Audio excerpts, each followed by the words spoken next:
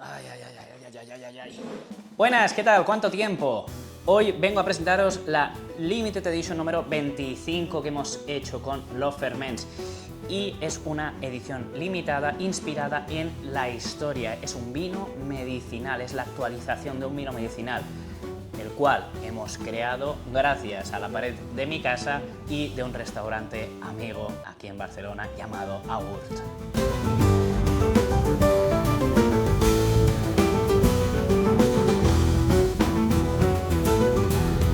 Hace unos meses conocimos a Artur Martínez y a todo el equipo de Aurt. Aurt es un restaurante con una estrella Michelin en el Hilton de Barcelona, justo delante del mar. Y simplemente nos caímos bien, empezamos a hablar y me explicaron un poco su concepto. También tuve el placer de ir a comer allí y realmente disfruté muchísimo. Su concepto es una cocina realmente aparentemente muy simple, muy trabajada dentro de esa simpleza y esa nitidez, ¿de acuerdo? Entonces, ellos tienen un concepto muy auténtico que se llama exotismo de proximidad. Es decir, cosas que ha pasado tanto tiempo que parecen exóticas, pero realmente estaban aquí desde siempre, ¿de acuerdo? Esto se puede aplicar a cualquier cultura realmente.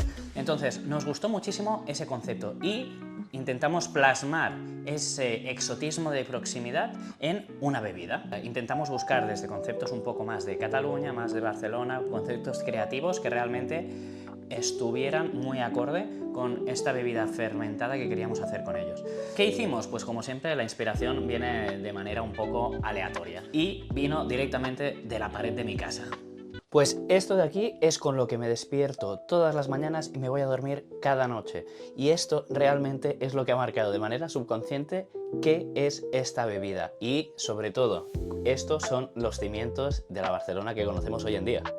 Barcelona tiene una historia rica que se remonta a la época romana, cuando fue fundada como Barcino, en el siglo I a.C. De hecho, lo que os enseño aquí es una de las columnas que todavía sigue en pie del Templo de Augusto en Barcelona. Durante la Edad Media, la ciudad creció en importancia como un centro comercial y marítimo en la Corona de Aragón. En el siglo XVII y XVIII, Barcelona vivió conflictos con la Guerra de Sucesión Española, que terminó con la caída de la ciudad de 1714. A finales del siglo XIX y a principios del siglo XX, la Revolución Industrial impulsó su crecimiento económico y urbanístico, culminando en el auge del modernismo con edificios como la Pedrera o la Casa Batlló y del neogótico, con la fachada, por ejemplo, de la catedral. Estas obras transformaron la ciudad con su arquitectura icónica. La pared de esta habitación me ha mantenido con la intriga desde que me mudé aquí, de cuándo eran estas columnas de aquí y de cuándo era este edificio. ¿Por qué? Porque no habían documentos por ningún lado. Intenté buscar el catastro del edificio y no salió nada. Esto eran ventanas que salían a la calle. Entonces decidieron hacer aquí otro edificio, que fue al Archivo de Barcelona, donde allí hay todo tipo de documentos gráficos de gente que escribía cartas, de documentos que se han ido encontrando durante siempre. Lo más antiguo que he encontrado de esta zona es cuando hicieron un poco recuento de familias y personas, posadas, hospitales y escuelas, que es un documento que data del 1806 aproximadamente, que fui a hacer un capítulo de gastromovidas en el Museo Arqueológico de Madrid y allí pude hablar con un experto en arquitectura medieval y me dijo que por la disposición de tener dos columnas, el tipo de decoración y la zona del barrio, seguramente esto es puramente medieval y es entre del 1100 al 1000 casi 400. Estoy durmiendo en una habitación que se construyó hace 800 años seguramente.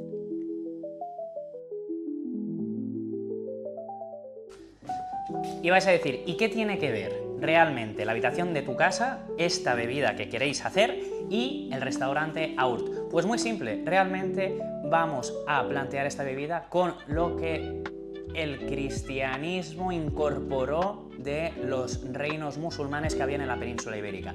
A medida que poco a poco iban avanzando estos reinos cristianos hacia dentro de la península ibérica hasta finalmente en el 1492 expulsar al último reinado musulmán, poco a poco fueron incorporando conocimiento de estos. Y es más, una de las primeras cosas que incorporan fue la destilación. La destilación es esa concentración de alcohol que vamos a obtener simplemente en un proceso físico, donde evaporamos el alcohol, lo condensamos y así lo podemos concentrar. Esa destilación siempre se utilizaba de uso medicinal. Fue más adelante, a partir del 1500, donde se empieza a incorporar esa destilación y ese alcohol de uso lúdico.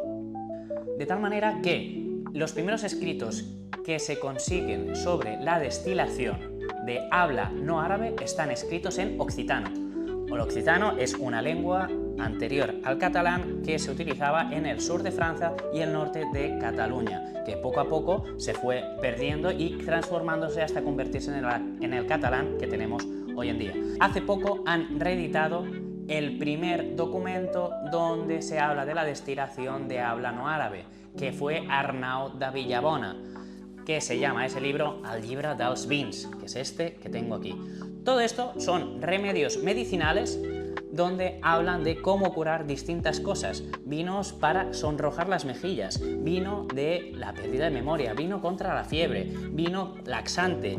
Vamos a reeditar una de estas bebidas y vamos a incorporarla. ¿Qué receta hemos escogido? Pues el vino da memoria, un vino que ayudaba a la pérdida de memoria. Vale, os voy a leer la receta traducida de este vino de memoria, que es que realmente es una fantasía este libro porque parecen recetas de pociones de Harry Potter, ¿vale? Dice así: el vino de memoria se elabora para reparar la memoria y combatir el olvido. Coger un poco de jengibre, pimienta larga, galanga, clavo, pimienta de cubeba y un poco de nuez moscada. Reducir los ingredientes a polvo y ponerlo en una bolsa. Ponerlo dentro de un buen vino y fuera del fuego. Cubrirlo de manera que no se airee demasiado. Después dice un poco el que no lo muevas, y a mí esta frase que me enamora dice: este vino también es bueno para dar calideza a los frígidos y para secar a los húmedos. Es eficaz contra todo mal, sobre todo flemas y flatulencias. Especias que ahora nos suenan un poco como extremadamente nuevas, pero que en esa época se utilizaban bastante. ¿Por qué? Pues precisamente porque venían por distintas rutas comerciales desde la India. Eran especies muy cotizadas, muy exóticas, y por eso siempre se le atribuían distintas partes de principios activos medicinales, que muchos de ellos eran ciertos, pero otros no tanto. Así que vamos a hacer esta bebida. Bien, nosotros lo que hemos hecho es juntar estos ingredientes e infusionarlos con un guarapo, agua y azúcar fermentado alcohólicamente. ¿Por qué hemos utilizado un guarapo y no un vino? Pues precisamente porque es parte de la materia prima que nosotros utilizamos para hacer kombucha, de tal manera que realmente nos va mejor, y ya teníamos algunos más viejos, otros más secos, otros más dulces, de tal manera que hemos hecho un copage que luego hemos encabezado, de tal manera que tal cual es como un vino encabezado con estas especias que han infusionado en frío durante 3 meses. Mirad, esto de aquí es el guarapo, el tanque de guarapo, que hemos fermentado durante 6 meses y ya está bastante limpio, y es el que hemos utilizado para infusionarlo con las especias. Mirad, aquí dentro tenéis todas las especias, y este es como queda esta bebida, tal cual, así de limpia, y así la vamos a dejar y a embotellar.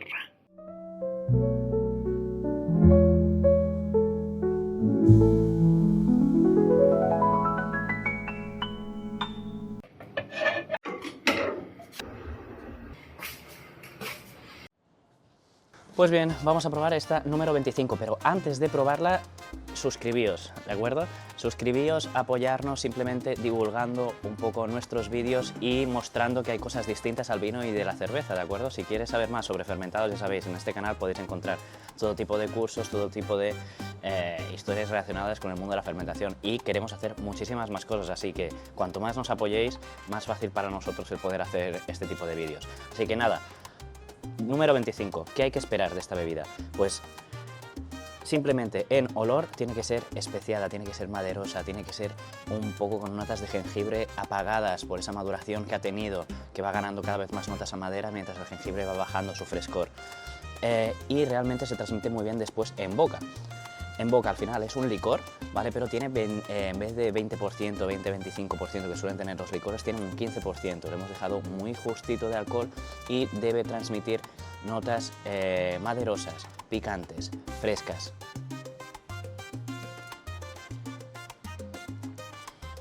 Es muy fácil de beber, es muy fácil de beber. En un día caluroso tú puedes beber un poco, cuando un licor eso no sueles, no se podría hacer. Realmente es un licor muy de sobremesa, muy para postres, muy para aperitivos un poco distintos. Sirve muy bien para coctelería también, para darles notas maderosas y picantes, ya sea para, por ejemplo, arreglar o retocar un poco un Moscow Mule en un cóctel, o para distintos aperitivos. Así que la gracia es que podéis combinarlo con lo que queráis y es eso, salud. Y ya sabéis, si tenéis algún menú de degustación y queréis ponerlas, en loveferments.com podéis conseguirlas.